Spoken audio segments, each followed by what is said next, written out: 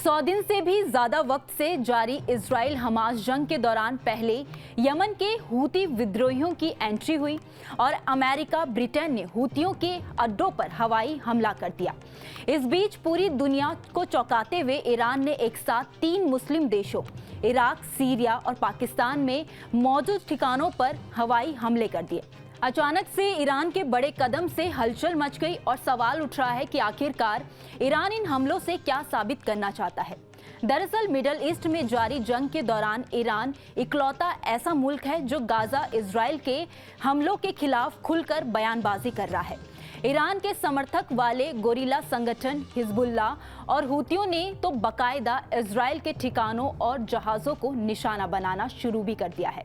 ऐसे में इजराइल ने भी लेबनान में हिजबुल्लाह के ठिकानों और यमन में हूतियों के ठिकाने पर जवाबी हमले किए हैं। अब माना जा रहा है कि ईरान भी अपनी ताकत दिखाना चाहता है। वो चाहता है अमेरिका और उसके साथी देशों को ये इल्म हो जाए कि ईरान की मिसाइलों की रेंज कितनी है।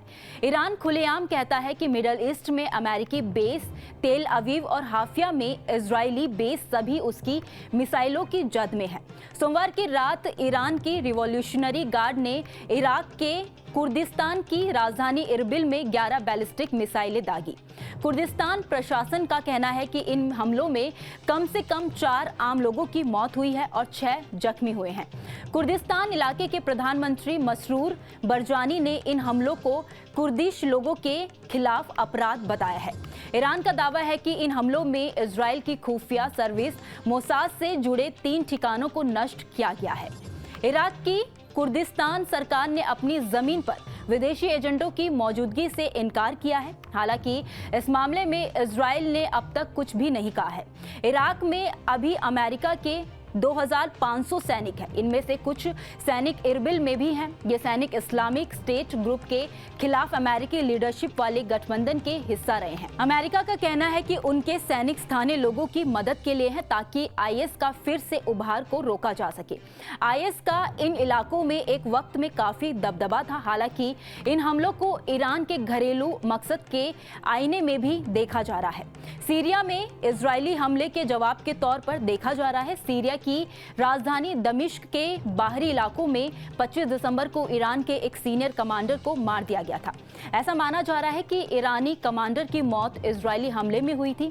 15 जनवरी को सीरिया पर हमला करके ईरान ने इन आईएस और अन्य आतंकवादी समूहों को निशाना बनाया है। इदबिल करीब 30 लाख विस्थापित सीरियाई नागरिकों का इलाका है, जिन्होंने 2011 में सीरिया के राष्ट्रपति बशर अल असद के खिलाफ विद्रोह का समर्थन किया था।